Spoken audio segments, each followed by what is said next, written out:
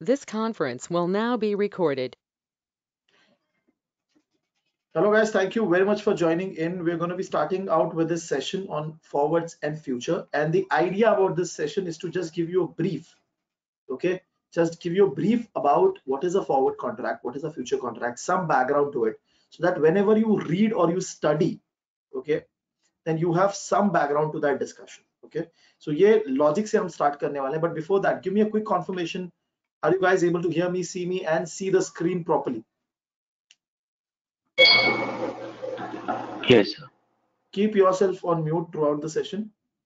Only post your queries on chat and post your response on chat. Okay, so we will be starting out now. So what is the agenda that we have for today's session? Okay, so we're going to be starting out with brief idea about what is the financial market, a brief quick run through. Okay, then we'll start about what is the spot transaction, how is it different than a forward contract, and what is a forward transaction in reality. We'll look at the example in detail. Okay, that will give you some idea about it. Obviously we're not going to be touching that touching with a real life example. It's going to be some bookish theoretical example for you to start out with. What are the characteristics of the forward contract? What are the payoffs that you see for a long position or for a short position, and risk in forward contracts? Okay, then we'll also be talking about future contracts. Future contracts में क्या difference create हो रहा है? Okay, उसका कुछ एक example, उसका कुछ features, okay, उसके कुछ requirements. So margin requirement बहुत ज़्यादा you will find in the conversation, in the books, also in the FRM CFA curriculum. So that is there. And finally, the risk that you see in a futures transaction, and then hedging. How do companies use futures and forward to hedge their risk? And finally, we'll open up for queries. Throughout the session, if there is any query, you can post it on chat. Refrain yourself from speaking, okay?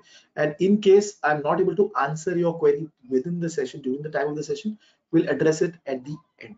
So we'll start with first, what exactly is a financial market? Okay, so financial market is a place where securities can be traded. Okay, मतलब आपको security खरीदना है या बेचना है तो उसकी एक जगह, एक लोकेशन है. ओके, अब सिक्योरिटी एक बहुत ही ब्रॉडर टर्म है. ओके, इसके अंदर आपका स्टॉक, बॉन्ड, जो नीचे आपको दिख रहा है, स्टॉक, बॉन्ड, डेरिवेटिव्स, बहुत कुछ सारी चीजें आ जाती है.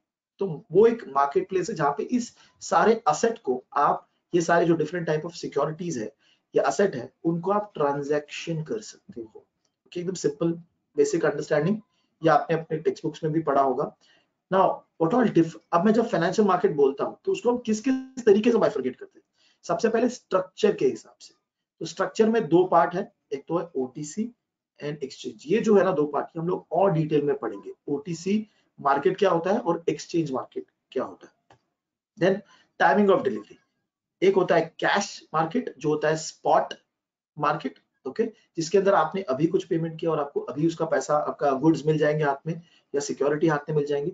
और दूसरा होता है आपका फॉरवर्ड मार्केट या फ्यूचर्स मार्केट, जिसके अंदर अभी कुछ नहीं हो रहा है, over a period of time होने वाला है, आगे जाके कहीं. तो आप मार्केट को ऐसे भी बाइफरकेट करके देख सकते हो कि कैश मार्केट के बारे में बात हो रही है या फ्यूचर मार्केट के बारे में बात हो रही है, राइट? क्लेम के हिसाब से money market and capital market. So money market basically ऐसे इंस्ट्रूमेंट्स के लिए है जिसका टाइम फ्रेम बहुत ही कम बचा हुआ है, 6 महीना, with in less than 1 year. So 6 months, 9 months, 8 months. तो उनकी मेच्योरिटी जो बची होती है वो बहुत ही कम होती है. Okay, that is your money market. Capital market generally long term के लिए होता है. और कैपिटल मार्केट जब हम बोलते हैं तो एक होता है प्राइमरी, एक होता है सेकेंडरी. आप लोगों ने आईपीओ का नाम सुना होगा, initial public offer, right? DMart का आईपीओ, राइट? ऐसे जो कंपनीज है जो बाहर मार्केट में जाके लोगों से पैसा उठा रहे हैं, तो वो प्राइमरी मार्केट में होता है. उसका मतलब ये है, प्राइमरी मार्केट एक ऐसा लोकेशन है जहां पे जिसको पैसा रेस करना है वो डायरेक्टली इन्वेस्टर से मीट करता है, डायरेक्टली उसके साथ ट्रांजैक्शन कर रहा है. सेकेंडरी मार्केट क्या हो रहा है कि जो कंपनी है जिसने शायद पैसा रेस किया होगा वो निकल गई है. Now the transaction is happening between traders, between investors. That's the reason it is called as secondary market, बादने वाला market. Okay, nature of claim से के हिसाब से भी आप देख सकते हो. तो जब हम लोग प्राइमरी मार्केट और सेकेंडरी मार्केट बोल रहे हैं, it can be for equity मतलब स्टॉक, और it can be for debt also मतलब बॉन्ड्स. ओके, तो ये सिर्फ ये जो स्लाइड हमने ऐड किया है, the intention is to give you, okay, give you a brief idea about के मार्केट के बारे में, ये सब आपको टर्म्स कहीं ना कहीं सुनने मिलेंगे। ओके, मैं मनी मार्केट को फिर से रिपीट कर रहा हूँ। मनी मार्केट का मतलब है ऐसा मार्केट जिसके अंदर सिक्योरिटीज का maturity is very less, that means एक साल। तो ट्रेजरी बिल्स जो होते हैं, जो 90 डेज के होते हैं, 180 डेज के होते हैं, तो एक साल से कम है, तो उसमें मैच्योरिटी बहुत कम होती है, तो रिस्क बहुत कम होता है। इसके लिए मनी मार्केट को हमने अलग से बाइफरकेट किया है। तो आगे जा रहा हूं मैं, we are moving towards the next slide. Okay, अब मैं कोर पार्ट पे स्टार्ट करूं। मैंने आपको बोला था कि ओटीसी मार्केट पे हम बात करेंगे और हम बात करेंगे एक्सचेंज पे। Now what is an OTC market? Okay, simple language में ओटीसी मार्केट एक डिसेंट्रलाइज्ड मार्केट है। इसका मतलब क्या है कि एक कंपनी, एक ऑर्गेनाइजेशन दूसरे ऑर्गेनाइजेशन के साथ डायरेक्टली डील कर रही है। इसके अंदर कोई थर्ड पार्टी आइडियली इन्वॉल्व नहीं होता है। Third party in the sense in दोनों के बीच में नहीं होता है, इनको सपोर्ट करने के लिए होता है। Okay, I give you very simple example. Suppose Hindustan Unilever, okay, उसको कोई फाइनेंशियल मार्केट में जाके कुछ ट्रांजैक्शन करना है, ओके, और वो जाके ट्रांजैक्शन करता है फॉर एग्जांपल आईटीसी के साथ। ओके, तो ये दोनों ऑर्गेनाइजेशन के बीच में जो ट्रांजैक्शन हो रहा है ये एक्सचेंज पे नहीं हो रहा है, ये इन दोनों के बीच में हो रहा है। It's a bilateral transaction. Okay, और ये ट्रांजैक्शन किसी भी चीज के बारे में हो सकता है, कमोडिटी के बारे में हो सकता है, सिक्योरिटीज के बारे में हो सकता है, करेंसीज के बारे में हो सकता है, किसी भी चीज के बारे में हो सकता है। लेकिन ये जो transaction, it's a bilateral transaction, इन दोनों के बीच में कोई बैठा नहीं है। Okay, in a very plain vanilla simple language. But हाँ, हिंदुस्तान यूनिलीवर के साथ में शायद कोई बैंक इन्वॉल्व हो जो उसको ट्रांजैक्शन करने में फैसिलिटेट कर रहा होगा, सपोर्ट कर रहा होगा। सिमिलरली आईटीसी के साथ कोई बैंक इन्वॉल्व होगा, राइट? तो ऐसा स्ट्रक्चर चलता है। But when we are talking about two entities, तो वो दोनों डायरेक्टली मिल रहे हैं। That is a very plain vanilla simple transaction. But बहुत बार कैसे होता है कि हिंदुस्तान पेट्रोलियम, हिंदुस्तान यूनिलीवर को ये नहीं पता होगा कि आईटीसी को रिक्वायरमेंट है और मैं आईटीसी के साथ जाके ट्रेड करूं। तो ये जो नॉलेज का गैप है, इंफॉर्मेशन का गैप होता है, इसकी वजह से क्या होता है कि हिंदुस्तान यूनिलीवर क्या करेगा, वो जाके एक मार्केट मेकर के साथ ट्रांजैक्शन करेगा। मार्केट मेकर मतलब ऐसा पार्टी जो मार्केट में बैठा है टू बाय और टू सेल द सिक्योरिटी और असेट। ओके, तो सेम जो मार्केट मेकर्स है वो, सॉरी वन सेकेंड, जो मार्केट मेकर है वो बेसिकली आपको दिखेगा for currency, for security. Okay, so ऐसे डिफरेंट असेट्स के लिए मार्केट मेकर अवेलेबल होते हैं, जिनका रिस्पॉन्सिबिलिटी ये होता है कि कोई किसी को अगर कुछ खरीदना है तो दे विल प्रोवाइड, किसी को कुछ बेचना है तो दे विल परचेस। एकदम वेरी सिंपल लैंग्वेज में। ओके, उनको हम डीलर्स भी बोलते हैं। ओके, सो डीलर्स जो है ना, वो लोग मार्केट मेकिंग का काम भी करते हैं। मार्केट मेकिंग की वजह से मार्केट के अंदर लिक्विडिटी आती है, बिकॉज आपको जाके बायर ढूंढने की जरूरत नहीं, आपको जाके सेलर ढूंढने की जरूरत नहीं, आप डायरेक्टली वो डीलर के पास जाके ट्रांजैक्शन कर सकते हो। तो मैंने जो आपको इनिशियली एग्जांपल दिया था about Hindustan Unilever doing a transaction in ITC, हर बार ये पॉसिबल नहीं होता है। तो Hindustan Unilever will directly go and do a transaction with the dealer in the market। और डीलर जो है ना, बैंक्स होते हैं बहुत सारे बड़े। ओके, मैं आपको एक एग्जांपल भी बताऊंगा ओटीसी मार्केट का एंड एक्सचेंज का। तो ओटीसी मार्केट में bilateral transaction and decentralised transaction है। एक्सचेंज में ऑर्गेनाइजेशन जो आपको एवरीडे मार्केट में न्यूज में सुनाई देता है। ओके, एक एक्सचेंज एक प्लेटफॉर्म है जहां पे बायर एंड सेलर मीट करते हैं। ओके, सो आज के डेट में जब आप एक्सचेंज पे ट्रेड करना चाहते हो तो आप अपने ब्रोकर के थ्रू ट्रेड करते हो। सपोज आपके पास जीरोधा का अकाउंट है, शेर खान का अकाउंट है, तो आप उनके पोर्टल पे एक्सेस लेते हो और उनका जो पोर्टल है, ओके, वो मार्केट का जो टर्मिनल है, जैसे अगर मैं बीएससी की बात करूं तो उस टर्मिनल से वो लिंक्ड है। ओके, जब आप ट्रांजैक्शन करते हो उस पोर्टल पे, ओके, तो अपने आप को एक्सचेंज पे भी ट्रांजैक्शन हो रहा है। ओके, इसीलिए आप जब ट्रांजैक्शन कर रहे हो तो आपको ये नहीं पता होता है कि आपके सामने काउंटर पार्टी कौन है, आप किसके साथ ट्रांजैक्शन कर रहे हो, बिकॉज सब चीजें प्लेटफॉर्म पे हो रही है, एक्सचेंज पे हो रही है।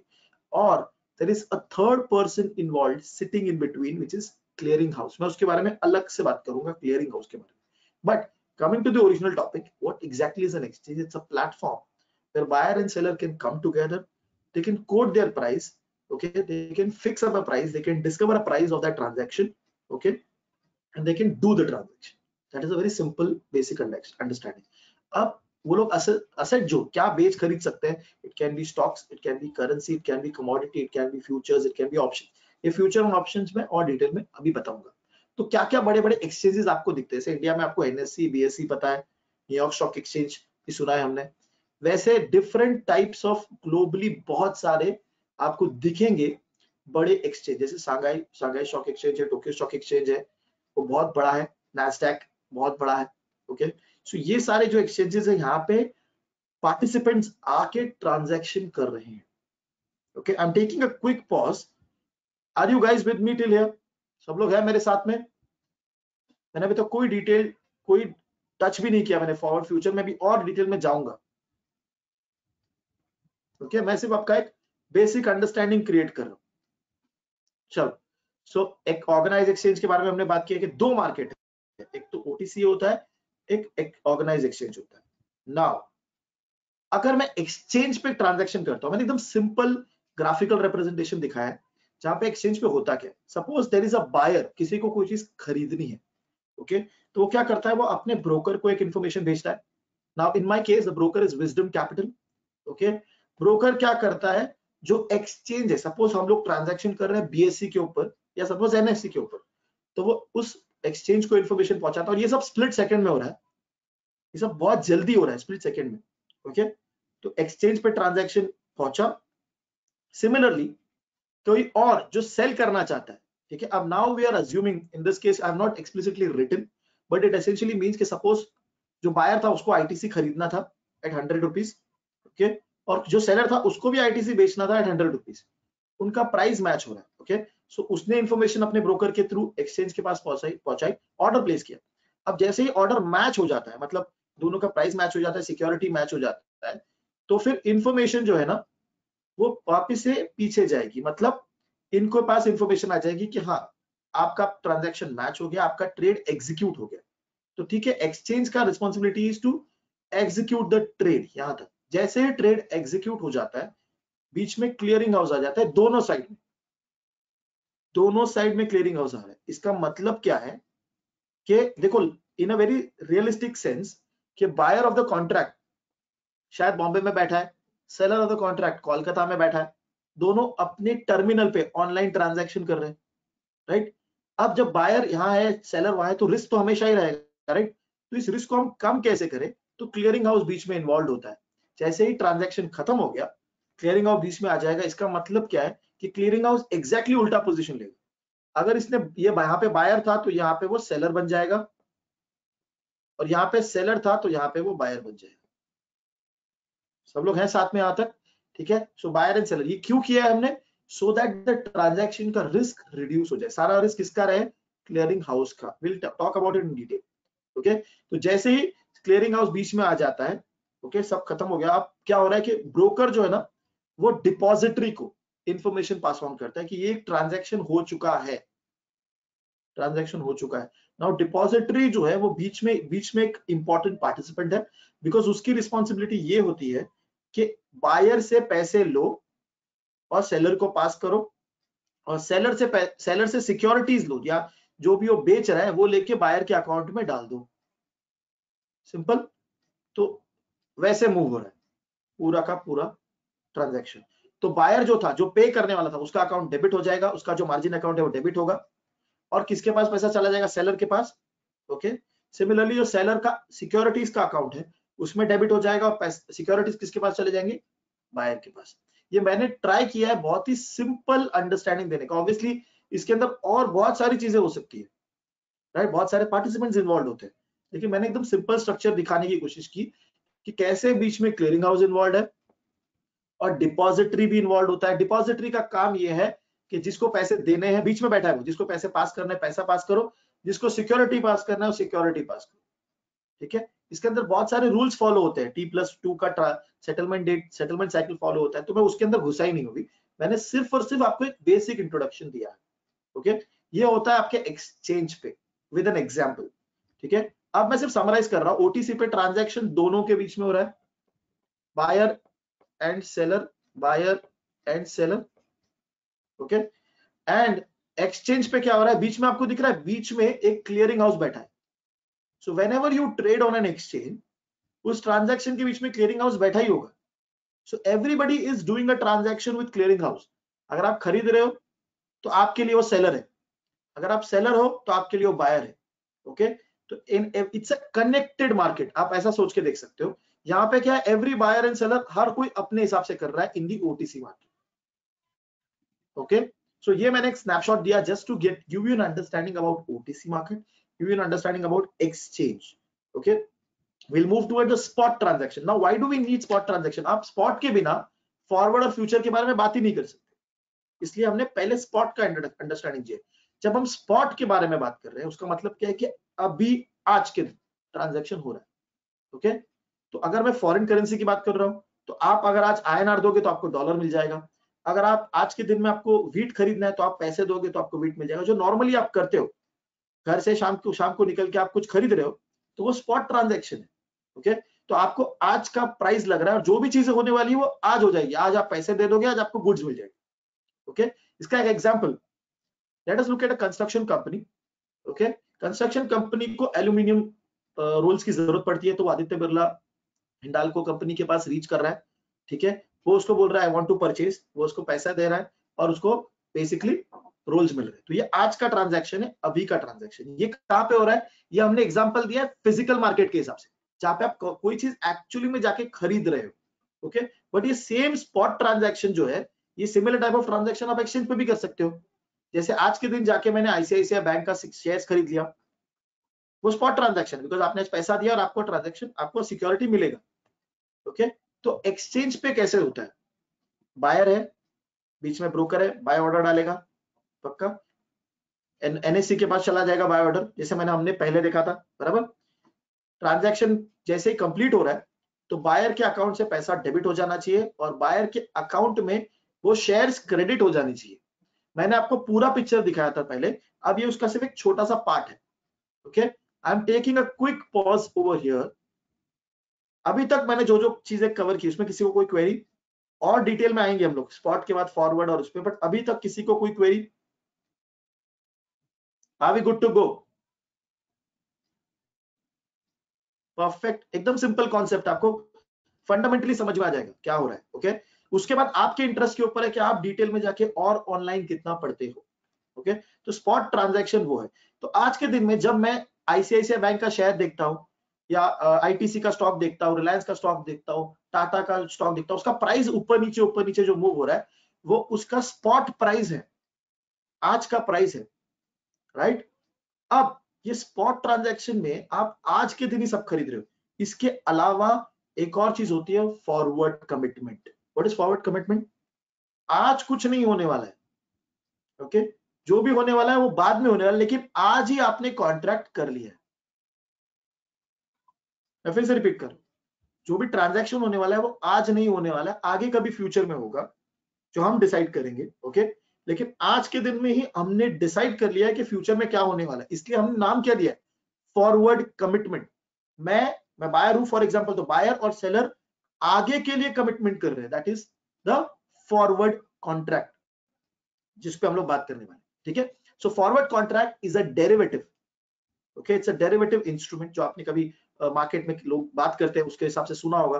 ओके, क्यों वो डेरिवेटिव कॉन्ट्रैक्ट है? बिकॉज उसकी खुद की कोई वैल्यू नहीं है, उसकी वैल्यू अंडरलाइंग एसेट पे डिराइव होती है. मैं ये जो कॉन्सेप्ट मैंने आपको बताया ना अभी कि अंडरलाइंग एसेट पे डिराइव होती है, मैं उसको एक थोड़े 2-3 स्लाइड के बाद आपको और क्लियरली एक्सप्लेन करूंगा. ओके, फॉरवर्ड कमिटमेंट का मतलब होता है कि मैं आगे के लिए कमिट कर रहा हूं. उसके अंदर जो एक डेरिवेटिव है वो है forward contract. Okay, forward contract हम लोग एग्जांपल भी देखेंगे, लेकिन अभी आप रीड करो. मैं चाहता हूं कि आप मेरे साथ में स्लाइड्स को रीड करते जाओ. फॉरवर्ड कमिटमेंट में हो क्या रहा है कि ट्रांजैक्शन होने वाला है इन द फ्यूचर, ट्रांजैक्शन होने वाला है in the future.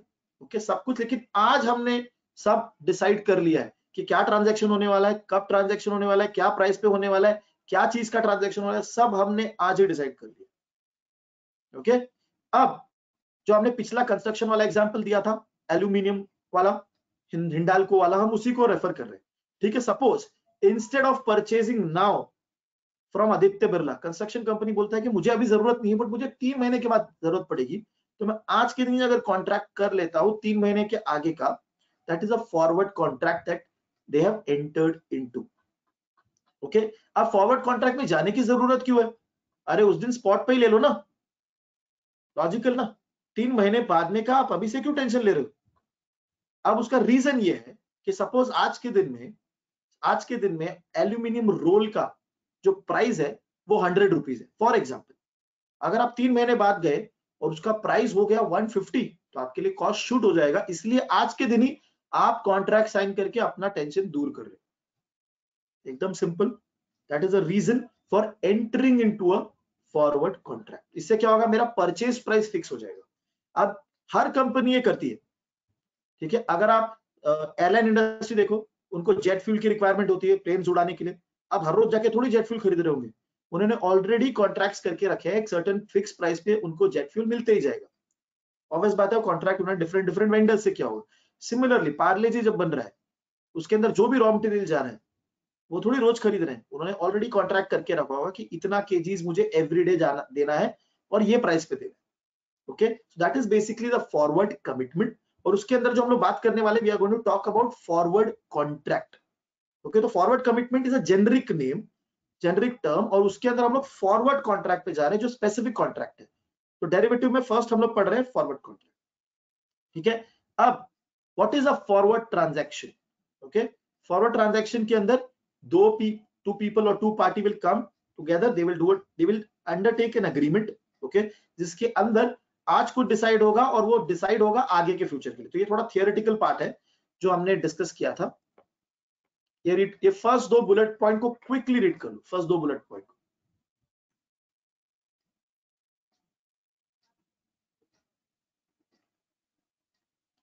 Simple, first 2 bullet point repeat है। अब देखो, जब फॉरवर्ड कॉन्ट्रैक्ट हो रहा है, ओके, सपोज मैंने किसी के साथ कॉन्ट्रैक्ट किया और मैंने बोला कि एक काम करेंगे, in future we will buy Reliance का शेयर एट 2000 रुपीज।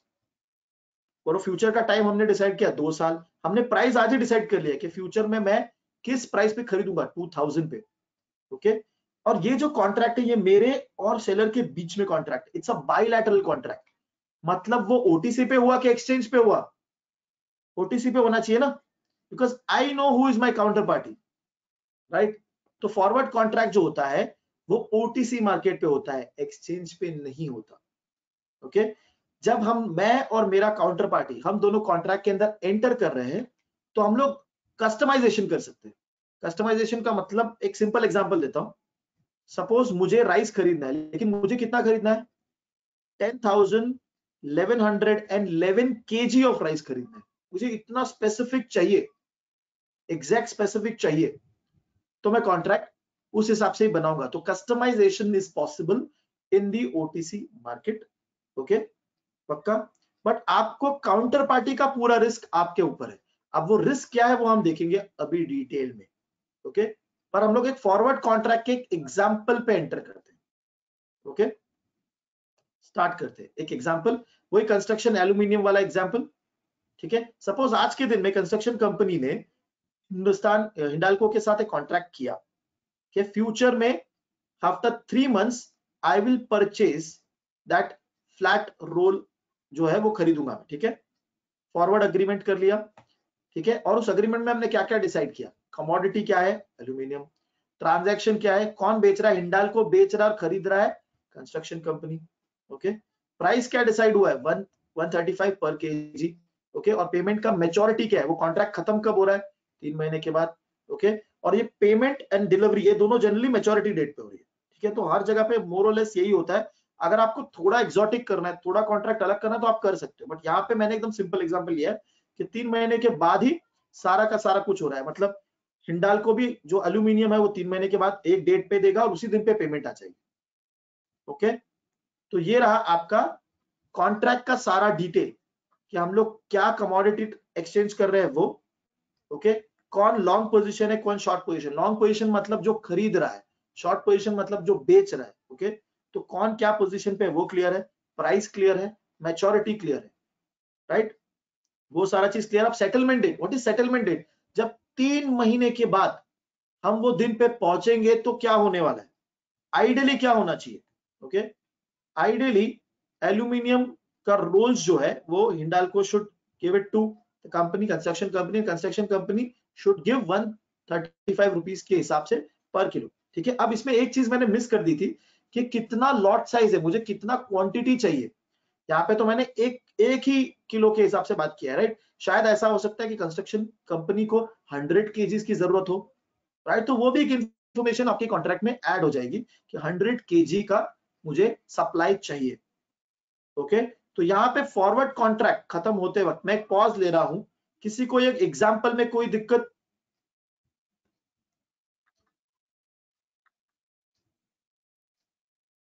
हेजर, स्पेकुलेटर, आर्बिट्राजर पे मैं इतना डिटेल में अभी बात नहीं कर पाऊंगा sir, sir, but apart from that basic idea लग गया क्या होता है फॉरवर्ड कॉन्ट्रैक्ट, क्या होता है, कैसे दिखेगा आपका एग्जाम्पल। ओके, सो इंटेंशन, ये सेशन का इंटेंशन ही वो है to keep it very simple और आपका बेसिक पे फोकस करना। नाउ पे ऑफ्स के ऊपर बात करते हैं, ठीक है? हमारा प्राइस क्या था 135। हाँ, अब सिनारियोज देखो कि अगर जिस सेटलमेंट डे पे हम जाते हैं, जो 3 महीने के बाद का डेट है, उस दिन पे अगर एक्चुअल एल्यूमिनियम रोल का प्राइस 135 से अलग हुआ तो क्या? या फिर देखो 3 सिचुएशन हो सकती है, या तो प्राइस 135 होगा, या 135 से ज्यादा होगा, या तो 135 से कम होगा, राइट? तो उस हिसाब से दोनों पार्टीज को क्या फायदा क्या नुकसान है, ठीक है? फर्स्ट रो को देखो, अगर 135 ही रहा actual price of that aluminium roll, उस दिन का स्पॉट प्राइस, ठीक है, उस दिन का एक्चुअल प्राइस अगर 135, तो दोनों पार्टी को कोई प्रॉब्लम नहीं है, बिकॉज कोई फायदे में नहीं है, कोई नुकसान में नहीं है, बराबर बराबर। लेकिन ये सेकंड वाले सिचुएशन को देखो, अगर एक्चुअल एल्यूमिनियम का प्राइस वाज 132, तो कंस्ट्रक्शन कंपनी सोचती है अरे यार नुकसान हो गया 3 का। क्यों? क्योंकि मैं कम भाव पे खरीद सकता था मार्केट में, बराबर। तो जब प्राइस नीचे गिरा तो लॉन्ग पोजीशन को नुकसान हो गया। लॉन्ग पोजीशन कौन था? Construction company. और शॉर्ट पोजीशन को फायदा हो गया, राइट? क्योंकि आज के दिन में वो बाहर का market price is 132, but I am selling to this person at 135। Simple. तो जब प्राइस नीचे गिरा तो लॉन्ग पोजीशन को नुकसान हुआ, शॉर्ट पोजीशन को फायदा हुआ। थर्ड एग्जांपल विच इज 140 वाला एग्जांपल पे क्या हो रहा है देखो, प्राइस बढ़ गया। Now construction company would be very happy, अरे मार्केट में प्राइस इज 140, मुझे तो 135 में मिल रहा है। तो जब भी प्राइस बढ़ रहा है तो लॉन्ग पोजीशन को फायदा हो रहा है, शॉर्ट पोजीशन को नुकसान हो रहा है, राइट? तो अभी आप डायग्राम को देखो, ठीक है, आपको दिख रहा है बीच का जो एक्स एक्सिस है वो एल्यूमिनियम का प्राइस है। जब जब एल्यूमिनियम का प्राइस बढ़ रहा है तब तब लॉन्ग को फायदा हो रहा है, ओके, और शॉर्ट को नुकसान हो रहा है। जब जब एल्यूमिनियम का प्राइस घट रहा है, मतलब ऑन दैट डेट, हाँ, on the settlement date, okay, अगर on the settlement date aluminium का प्राइस इज लेसर तो लॉन्ग पोजीशन को नुकसान है, शॉर्ट पोजीशन को फायदा है। एकदम सिंपल क्लियर एग्जांपल, ओके। तो ये हमने फॉरवर्ड कॉन्ट्रैक्ट का बेसिक चीज, बेसिक डेफिनेशन देखा, ओके।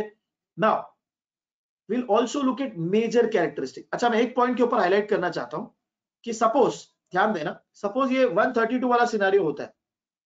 नाउ इन दिस 132 वाले सिनेरियो में प्राइस नीचे गिर चुका है, कंस्ट्रक्शन कंपनी का लॉस है $3 का, $3 इंटू 100, बिकॉज 100 kgs खरीद रहा था, $300 का लॉस है। अगर कंस्ट्रक्शन कंपनी ये सोचे कि मुझे अब इससे नहीं खरीदना है, बहुत महंगा है, मैं मार्केट में जाके 132 पे खरीद लूंगा, राइट? तो ऐसा हो सकता है कि कंस्ट्रक्शन कंपनी अपने ऑब्लिगेशन से हट जाए और बोले कि मैं नहीं खरीदूंगा 135 पे। तो सारा का सारा रिस्क किसका है? सेलर का, बिकॉज उसको जो प्रॉफिट होने वाला था वो तो अब होगा नहीं। समझ में आ रहा है? बायलैटरल रिस्क है, सामने वाला काउंटर पार्टी अगर हट गया या अपने ऑब्लिगेशन से हट गया तो मैं नहीं कुछ कर पाऊंगा। सिंपल। एक और सेम चीज में अगर एक और तरीके से बोलूं कि suppose on that settlement date construction company बंद हो गई, तो ये जो हिंडाल्को है उसको तो लॉस होने वाला है, बिकॉज उसका तो जो बिक रहा था वो प्राइस पे बिकेगा नहीं, अभी मार्केट पे बेचना पड़ेगा, विच इज 132 का प्राइस। सिंपल। इसका दूसरा इफेक्ट देखो, अगर प्राइस 140 चला गया होता, प्राइस 140 चला गया होता और कंस्ट्रक्शन कंपनी सोचे अरे मैं तो प्रॉफिट में हूं, लेकिन हिंडाल्को अगर बोलता कि मैं तुझको नहीं देना चाहता 135 पे, या फिर मैं कंपनी बंद कर रहा हूं, तो ये सारा का सारा रिस्क किसका होता? लॉन्ग पोजीशन का होता। तो ये प्रॉब्लम है आपके फॉरवर्ड कॉन्ट्रैक्ट में कि जो भी आपका रिस्क है वो बायलैटरल रिस्क है। मतलब अगर आपका काउंटर पार्टी मार्केट से उठ गया या फिर काउंटर पार्टी अग्री नहीं कर रहा है ट्रांजैक्शन के लिए, तो आपको पूरा का पूरा रिस्क फेस करना पड़ेगा, ओके। यहां तक सब लोग हैं? मैं रिस्क वाले पार्ट पे भी आऊंगा तो वापस रिपीट होगा वो part. Now major characteristics of forward contract. Forward contract OTC traded है, बायलैटरल मार्केट है, वहां पे ट्रेड हो रहा है। फर्स्ट स्टार्टिंग में ही हमने डिस्कस किया इसके बारे में। ओके, बायलैटरल ट्रेड है, एक और definition. OTC trade, OTC contract को हमने स्पेसिफाई किया बिकॉज एक्सचेंज के साथ हमको कंपेयर करना था। कस्टमाइजेशन इज पॉसिबल, क्योंकि मैंने अभी आपको थोड़ी देर पहले क्या बताया था कि अगर मुझे 100 kg नहीं चाहिए, मुझे 10,111 ही चाहिए, तो मैं कॉन्ट्रैक्ट में लिख सकता हूं, बिकॉज जिस तरीके से मुझे चाहिए उस तरीके से मैं कॉन्ट्रैक्ट में लिख सकता हूं, प्रोवाइडेड मेरा काउंटर पार्टी अग्री कर रहा है। ओके, तो कस्टमाइजेशन इज पॉसिबल। अब ये जो ट्रांजैक्शन है ये मेरे और मेरे काउंटर पार्टी के बीच में, वो कंस्ट्रक्शन कंपनी और हिंडाल्को के बीच में, बाकी किसी को पता नहीं रहेगा कि ये ट्रांजैक्शन क्या हुआ है। तो डेटा जो है इस ट्रांजैक्शन का वो पब्लिक डोमेन में नहीं आता, it is with both the parties, simple. And forward contract में जो भी कुछ होने वाला है वो फाइनल डे पे होने वाला है, सेटलमेंट ऑफ द कॉन्ट्रैक्ट के टाइम पे सब कुछ होने वाला है। मतलब एल्यूमिनियम रोल की डिलीवरी होगी और वहां से पैसा आएगा। ठीक है, ये मेजर चीजें हैं जो आपको कॉन्ट्रैक्ट में दिखती है। इसके अलावा जो रिस्क है कॉन्ट्रैक्ट का, ओके, सबसे पहला और very very important risk, counter party risk. ठीक है, ये आपके फॉरवर्ड कॉन्ट्रैक्ट में, because it's an OTC trade, it's a bilateral trade. मैंने आपको एग्जांपल भी दिया कि प्राइस जब गिर रहा है और कंस्ट्रक्शन कंपनी ने बोला I will not be able to fulfil the promise that I have made, तो सेलर को लॉस है। अगर प्राइस बढ़ गया तो लॉन्ग पोजीशन को लॉस हो सकता है, अगर सामने वाला काउंटर पार्टी उसको डिसएग्री करता है तो। ठीक है, एक और रिस्क क्या है कि बीच में कुछ नहीं हो रहा है, जो भी चीजें हो रही है ना वो लास्ट में ही हो रही है। तो ऐसा हो सकता है कि जब आपने कॉन्ट्रैक्ट साइन किया, 3 महीने के बाद का कॉन्ट्रैक्ट है, ठीक है, आप सोचो कंस्ट्रक्शन कंपनी के पर्सपेक्टिव से, कंस्ट्रक्शन कंपनी को फायदा कब होता है, जब प्राइस ऊपर भागता है, 40 के ऊपर भागता है, बिकॉज उसने तो बोल दिया कि आई विल परचेज एट 135। अगर प्राइस ऊपर चला गया तो it's beneficial for that counter party, right, मतलब construction company.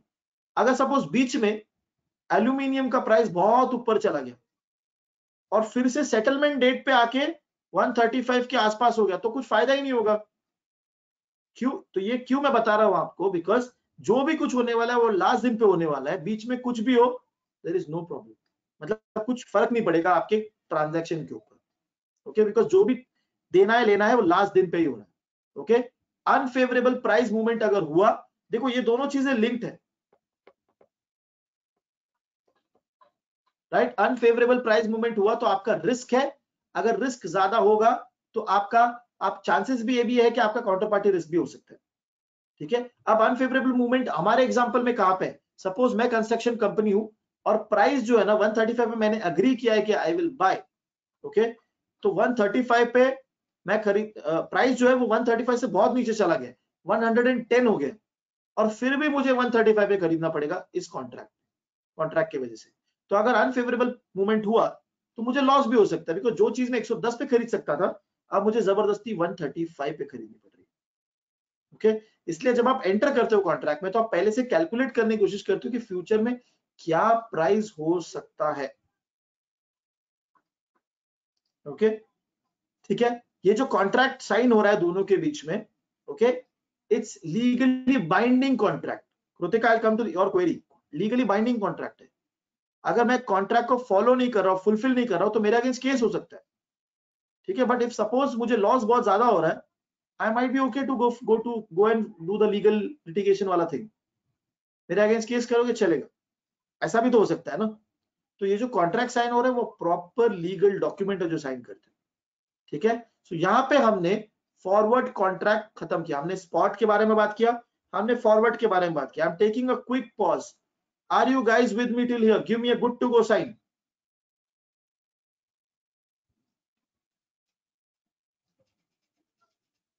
What about others? सब लोग हैं? Simple. Okay, now we will enter into futures का कॉन्ट्रैक्ट। ओके, अब देखो ये पे ऑफ वाला ट्रांजैक्शन एक्चुअली मैंने पहले ही बता दिया था, but will quickly see that part. ये ना फॉर्मूला ड्रिवन पार्ट है, ये जब आप एफआरएम सीएफए पढ़ोगे तो उसमें ऑलरेडी आएगा। ठीक है, यहाँ पे आपको के दिख रहा है, के, दिस के इज योर स्ट्राइक प्राइस, मतलब हमने क्या प्राइस पे डिसाइड किया था कि हम कॉन्ट्रैक्ट हम खरीदेंगे, दैट वाज 135, बराबर। तो जो लॉन्ग पोजीशन में प्रॉफिट में, मतलब जो खरीद रहा है उसको प्रॉफिट कब होता है? जब प्राइस भागता है, स्टॉक जो अंडरलाइंग एसेट है वो भागता है। तो एल्यूमिनियम का प्राइस माइनस स्ट्राइक प्राइस उसका पे ऑफ है। सब जब एल्यूमिनियम का प्राइस 140 गया तो आपका प्रॉफिट कैसा है? 140 माइनस 135, $5 का। तो जिसने जो लॉन्ग पोजीशन पे बैठा है उसका प्रॉफिट कब आता है? उसको बेनिफिट कब मिलता है? जब अंडरलाइंग एसेट मतलब एल्यूमिनियम का प्राइस ऊपर भागता है तब। सिमिलरली जो शॉर्ट पोजीशन पे है उसको फायदा कब होता है? जब एल्यूमिनियम का प्राइस नीचे गिरता है। तो हमने एग्जांपल क्या देखा था? 132। So in this case the strike price was 135 minus 132। 132 क्या था? उस दिन का प्राइस, उस दिन का प्राइस। तो वो मेरे लिए बेनिफिट होगा। ओके, तो यहाँ पे सिर्फ हमने उसको एक स्ट्रक्चर्ड फॉर्मूला में हाईलाइट करने की कोशिश की और कुछ नहीं। बट बेसिक कंक्लूजन आपको एकदम क्लियर होना चाहिए। लॉन्ग पोजीशन को फायदा कब होता है? जब प्राइस बढ़ता है। शॉर्ट पोजीशन को फायदा कब होता है? जब प्राइस गिरता है। Simple. Okay, now futures contract में अब एंटर कर रहे हैं। तो फॉरवर्ड कॉन्ट्रैक्ट को जहां पे बायलैटरल ट्रेड हो रहा था मेरे हिंडाल्को और वो कंस्ट्रक्शन कंपनी के बीच में, अगर मैं ये सेम कॉन्ट्रैक्ट को उठा के एक्सचेंज पे लेके जाऊं, आपको ये पॉइंट याद हो जाना चाहिए कि जैसे मैं एक्सचेंज पे जा रहा हूं there is a clearing house involve, बराबर। मतलब यहाँ पे सपोज हिंडाल्को के ट्रेजरी में कोई बैठा है या हिंडाल्को के सेल्स वाले में कोई बैठा है। ओके, वो ट्रांजैक्शन कर रहा है। वहां पे कंस्ट्रक्शन कंपनी के ट्रेजरी वाला बैठा है, वो ट्रांजैक्शन कर रहा है ऑनलाइन। ओके, एक्सचेंज पे। तो एक्सचेंज पे आपको क्या दिखेगा? एल्यूमिनियम के ऊपर फ्यूचर्स कॉन्ट्रैक्ट दिखेंगे, राइट। कोई स्टॉक होगा रिलायंस, उसके ऊपर फ्यूचर्स कॉन्ट्रैक्ट दिखेंगे, राइट। गोल्ड के ऊपर फ्यूचर्स कॉन्ट्रैक्ट दिखेंगे। तो अंडरलाइंग एसेट भी आपको पता होता है और उसके अलावा एक फ्यूचर्स कॉन्ट्रैक्ट भी होता है। ओके, अब ये फ्यूचर्स कॉन्ट्रैक्ट जो है, फ्यूचर्स कॉन्ट्रैक्ट जो है स्टैंडर्डाइज होता है। यहाँ पे आप कस्टमाइजेशन नहीं कर सकते बिकॉज एक्सचेंज ने सब कुछ डिसाइड करके रखा हुआ, लॉट साइज डिसाइड करके रखा हुआ है आपके लिए। ओके, कि ये लॉट, अगर आपने एक कॉन्ट्रैक्ट खरीदा तो उसका मतलब शायद 100 kgs होगा, या एक कॉन्ट्रैक्ट खरीदा उसका मतलब होगा 100 शेयर्स, वैसा। तो lot size is already decided. ठीक है, आप सिंगल सिंगल यूनिट नहीं ले सकते। अगर आपने एक कॉन्ट्रैक्ट लिया तो उसके पीछे certain number of lot size decided होगा जो एक्सचेंज ने डिसाइड किया और आपको वो पोजीशन उतना ही लेना पड़ेगा। ओके, अब मैं एग्जांपल देता हूं ना, इसमें प्रॉब्लम क्या है कि सपोज मुझे 111 स्टॉक्स खरीदने थे, मतलब उतना ही पोजीशन लेना था इन द फ्यूचर्स कॉन्ट्रैक्ट, लेकिन फ्यूचर में लॉट साइज इज 100। तो अगर मैंने एक कॉन्ट्रैक्ट उठाया तो 100 का हो जाएगा, दो कॉन्ट्रैक्ट उठाया तो 200 का हो जाएगा। एग्जैक्टली 111 का नहीं हो सकता है। समझ रहे हैं? आपको कस्टमाइजेशन पॉसिबल नहीं है यहाँ पे। वो करना है तो आपको ओटीसी मार्केट में जाना पड़ेगा, फॉरवर्ड कॉन्ट्रैक्ट ढूंढना पड़ेगा। एकदम सिंपल। ओके, तो जो यहाँ पे भी सेम लॉजिक है, जो खरीदता है, जो फ्यूचर्स कॉन्ट्रैक्ट पे लॉन्ग पोजीशन लेता है, वो कंफर्म कर रहा है कि I am going to purchase the underlying asset. अब द अंडरलाइंग एसेट कुछ भी हो सकता है, शेयर, गोल्ड, कुछ भी। मैं इस प्राइस पे खरीदूंगा। ओके, सिमिलरली शॉर्ट पोजीशन क्या बोलता है? I am ready to sell. Okay, तो जैसे आपको स्टॉक का प्राइस दिखता है ऊपर नीचे जाते वक्त, वैसे उस स्टॉक के ऊपर अगर कोई फ्यूचर्स का इंस्ट्रूमेंट अवेलेबल है तो फ्यूचर भी ऊपर नीचे हो रहा होगा। फ्यूचर का अलग सा प्राइस है जो ऊपर नीचे हो रहा है। ओके, और वो उसका प्राइस, फ्यूचर का प्राइस डिपेंड करता है अंडरलाइंग एसेट के ऊपर, के प्राइस के ऊपर। एग्जांपल देता हूं, अगर रिलायंस के ऊपर एक फ्यूचर्स कॉन्ट्रैक्ट है जो है मार्च 2021 का। ओके, मार्च 2021 का कॉन्ट्रैक्ट, मतलब मार्च 2021 के बाद वो एक्सपायर हो जाएगा, खत्म हो जाएगा। ठीक है, जब भी रिलायंस का प्राइस ऊपर जाएगा फ्यूचर कॉन्ट्रैक्ट का प्राइस भी ऊपर जाएगा, जब भी रिलायंस का प्राइस नीचे जाएगा फ्यूचर कॉन्ट्रैक्ट का प्राइस भी नीचे जाएगा, क्योंकि future contract is a derivative. उसका खुद का कोई वैल्यू नहीं है, वो वैल्यू डिराइव करता है अंडरलाइंग एसेट से, मतलब रिलायंस की स्टॉक से। सिंपल। अब एग्जांपल देखो फ्यूचर्स कॉन्ट्रैक्ट का।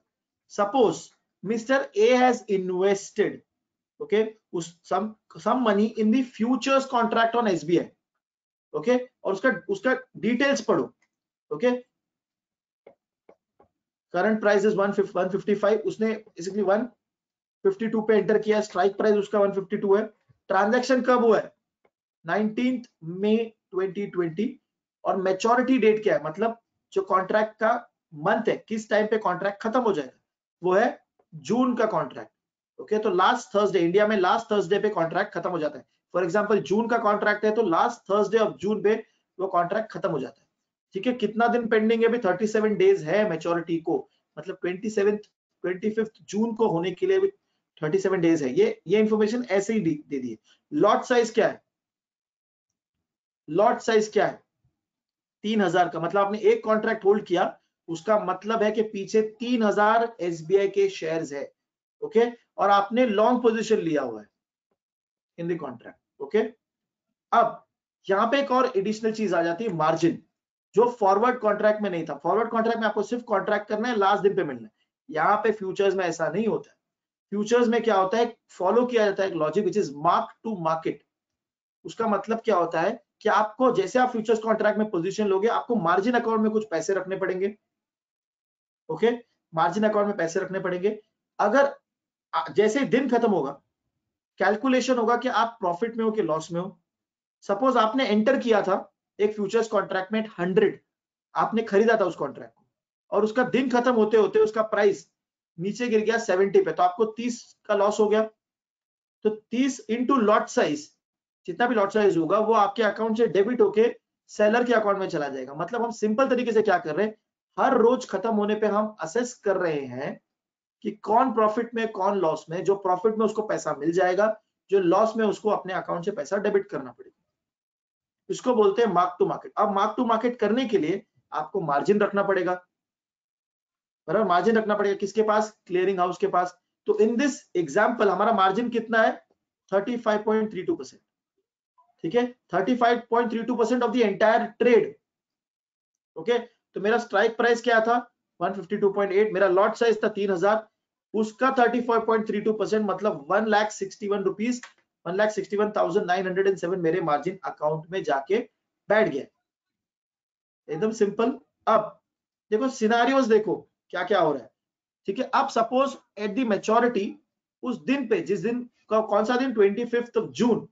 उस दिन पे अगर एसबीआई का प्राइस, ओके, एसबीआई का प्राइस ऊपर है, फॉर एग्जांपल 153 पे है, तो क्या होगा? 156 पे क्या होगा? 150 पे क्या होगा? देखो आपने खरीदा है, आपने लॉन्ग पोजीशन लिया है, किस पे? आपने एंटर किस पे किया था? 152.80 पे एंटर किया था, बराबर? आज के दिन में जब हमने एग्जिट कर रहे हो, मतलब मैच्योरिटी पे पहुंच रहे हो, उस दिन पे 153 अगर होता है तो आपके लिए तो फायदा ना, ऊपर जा रहा है प्राइस। आपको सोचना है लॉन्ग पोजीशन पे ऊपर जा रहा है प्राइस, बराबर? तो आपको प्रॉफिट कितना हो गया? 0.20 in first example, into the lot size, मतलब $600 का प्रॉफिट हो गया। और यहाँ पे हमने लास्ट में सिर्फ रिटर्न कैलकुलेट किया। नाउ रिटर्न कैलकुलेट करने के लिए ये सोच रहे हैं हम कि हमने इन्वेस्ट किया था पैसा 37 डेज के लिए, और मुझे जितना पैसा इन्वेस्ट किया था मैंने 1,61 समथिंग, और मुझे पैसा कितना मिला? 600। तो मैं सिर्फ रिटर्न्स कैलकुलेट कर, ओके, ये रिटर्न्स इज नॉट मैंडेटरी, ये सिर्फ आपको एक आइडिया देने के लिए। आप 156 पे आइए, 156 वाला जो एग्जांपल है, ओके, इसमें क्या हो रहा है? प्राइस ऊपर जा रहा है, मतलब आप प्रॉफिट में हो। कितना प्रॉफिट में? 3.2, बराबर? 3.2 इंटू 3000 क्यों? बिकॉज लॉट साइज है। आपका कैलकुलेशन कितना आ रहा है? 9600 का प्रॉफिट है। लेकिन आप अगर प्राइस नीचे गिर गया तो आपको लॉस भी है, राइट? यहां पे मैं क्विक पॉज ले रहा हूं। Any confusion, any queries till now?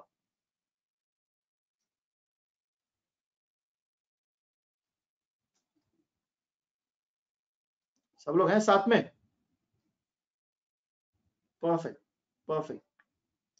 Now moving towards the next part. अभी मार्क टू मार्केट, जब हम लोग मार्जिन अकाउंट की बात करते हैं, लास्ट पार्ट है, मार्जिन अकाउंट के बारे में बात कर रहे थे। उसमें क्या होता है, मैंने आपको पहले एक इंट्यूशन दे दिया था कि मार्क टू मार्केट जो होता है उसमें सिंपली ये होता है कि at the end of the time frame, okay, अब हमने जो एग्जांपल दिया था उसमें डेली मार्क टू मार्केट हो रहा है, मतलब at the end of the day आप देखोगे कि आपने जिसमें पोजीशन लिया था, क्या उसमें आपको प्रॉफिट हो रहा है, क्या लॉस हो रहा है? प्रॉफिट हो रहा है तो आपके अकाउंट में पैसा आएगा, लॉस हो रहा है तो आपके अकाउंट से पैसा जाएगा।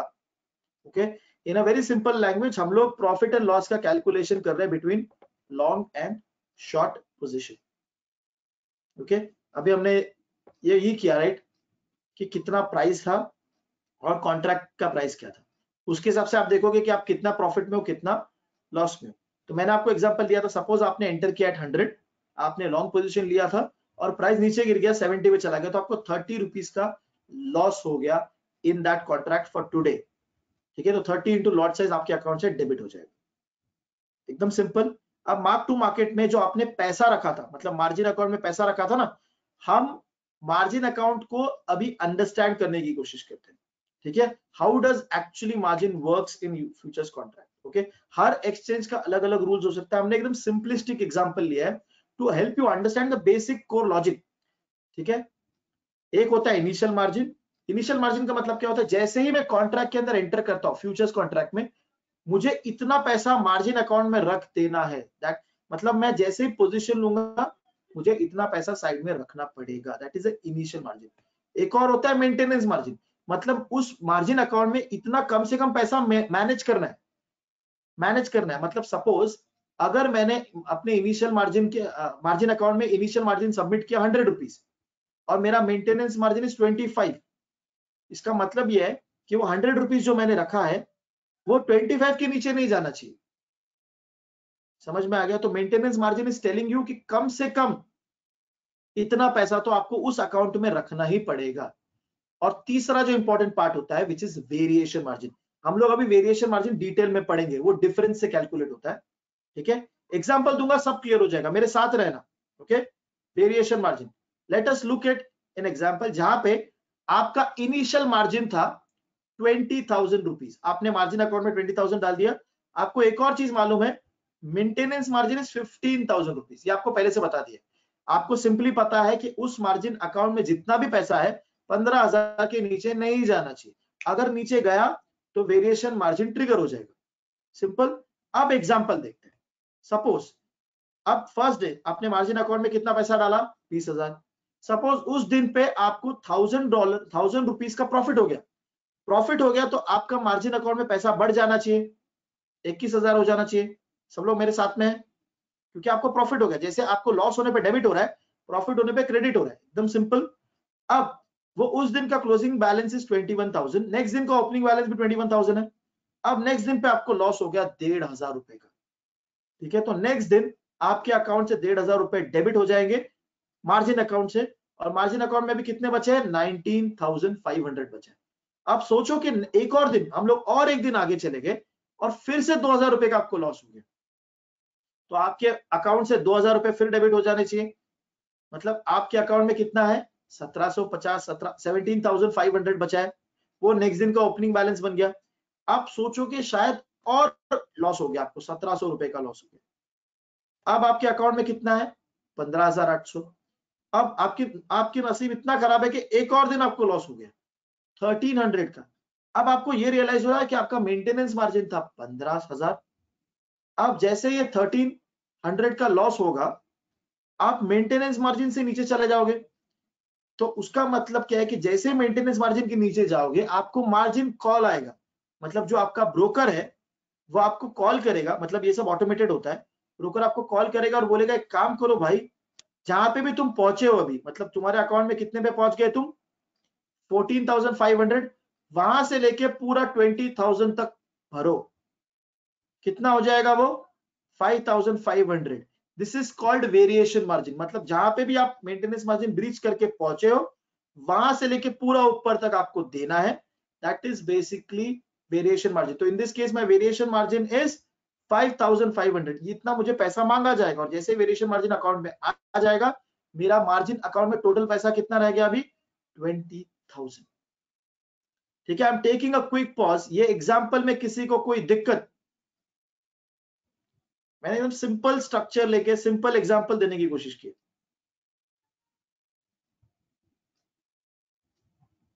परफेक्ट, ओके, ठीक है, तो ये है मार्जिन का working in the futures market. Now जो रिस्क क्या है फ्यूचर्स कॉन्ट्रैक्ट के अंदर, सबसे पहला लेवरेज। देखो लेवरेज क्यों मालूम है, क्योंकि जो आपका इनिशियल मार्जिन होता है वो बहुत कम होता है as compared to the actual transaction जो आप करोगे। सपोज मैं अगर 1,000 शेयर्स लेता आईटीसी के, तो मेरा 1,00,000 रुपया चला जाता इन द स्पॉट मार्केट। लेकिन अगर मैंने फ्यूचर्स ट्रांजैक्शन में एंटर किया इसमें एक लॉट साइज इज 1,000 का, तो मेरा शायद 20,000 रुपया ही इन्वेस्ट हो रहा है, अटक रहा है in the margin account, initial margin शायद 20,000 रुपए ही, तो आपको लेवरेज बहुत ज्यादा मिल जाता है। Leverage in a simple language, कम पैसे में आप बहुत बड़ा एक्सपोजर ले रहे हो। ओके, तो लेवरेज ज्यादा होता है इन द फ्यूचर मार्केट। अब ये लेवरेज का इंपैक्ट क्या है, अगर आपको प्रॉफिट आएगा तो वो भी ज्यादा बढ़ के आएगा, लेकिन अगर आपको लॉस आएगा तो वो भी ज्यादा बढ़ के आएगा, तो वो एक रिस्क फैक्टर है लेवरेज। ओके, अब यहाँ पे जो डाउनवर्ड मूवमेंट का मतलब क्या है कि अगर आपने लॉन्ग पोजीशन लिया इन द फ्यूचर्स कॉन्ट्रैक्ट और फ्यूचर का प्राइस नीचे गया तो आपको लॉस होगा और आपको डेली मार्क टू मार्केट भरना पड़ेगा। जैसे हमारे एग्जांपल में चल रहा था, हर रोज आप लॉस कर रहे थे, आपको आपके अकाउंट से वो डेबिट होते जा रहा था, सिंपल। तो जब आपने कोई चीज खरीदी है, फ्यूचर्स खरीदा, उसका प्राइस नीचे गिरा तो आपको लॉस हो रहा है।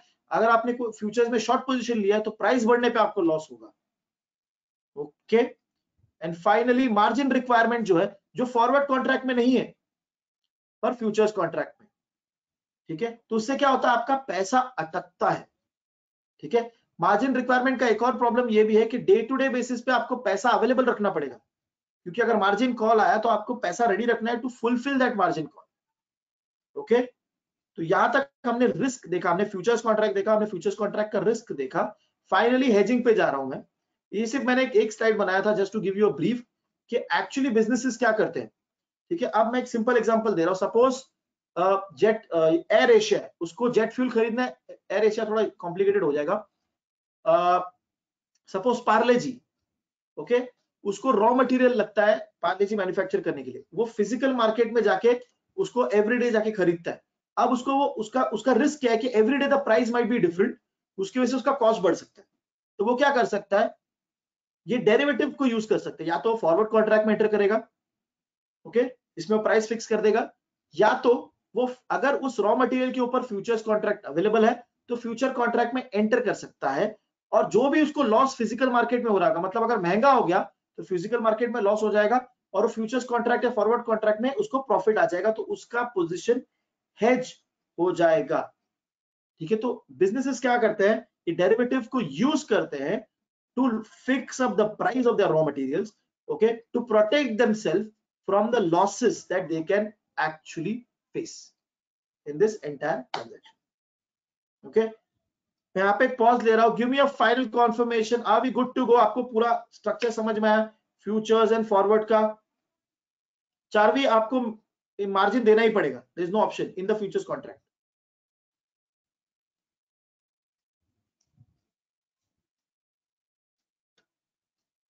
राइट, बहुत सारे लोग रिप्लाई नहीं कर रहे हैं।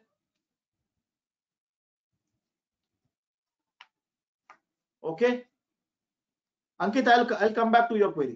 ठीक है, सो यहाँ पे मेरा सेशन क्लोज हो रहा है, बिकॉज हमारा इंटेंशन यही था कि फॉरवर्ड एंड फ्यूचर्स कॉन्ट्रैक्ट पे एक बेसिक अंडरस्टैंडिंग दो ताकि सबको क्लैरिफिकेशन मिले। राइट, हम लोग FRM CFA के सेशंस भी लेते हैं, ऑनलाइन सेशंस, तो people who are new for this session, if they want to join for the online session, they can start joining. And classroom session तो फिलहाल बंद है, पर हमारे ऑनलाइन सेशंस अवेलेबल है और रिकॉर्डेड सेशंस भी हम साइड में देते हैं। Any queries? स्मिथ, ऑप्शन जो है ना फ्यूचर जैसा ही है, लेकिन उसमें कैसा होता है कि अगर आपको लॉस हो रहा है तो you have an option to say कि I don't want to take that loss. Okay, since you are getting this additional feature, इसके लिए आपको प्रीमियम पे करना पड़ता है, जो आपको फ्यूचर्स कॉन्ट्रैक्ट में नहीं देना।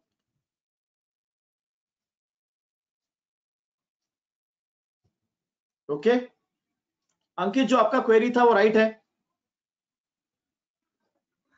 Smith, I hope I have answered your query. Okay, what about others? Any query जो हमने कंटेंट कवर किया उसके रिलेटेड कोई query?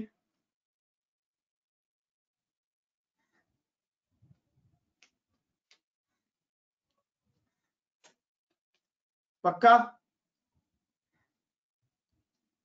Rest all people? Okay, ठीक है, thank you very much for joining in. Okay, we'll be keeping on this kind of knowledge session in future. Thank you very much for being the part of the session. Thank you very much, guys. Bye, take care.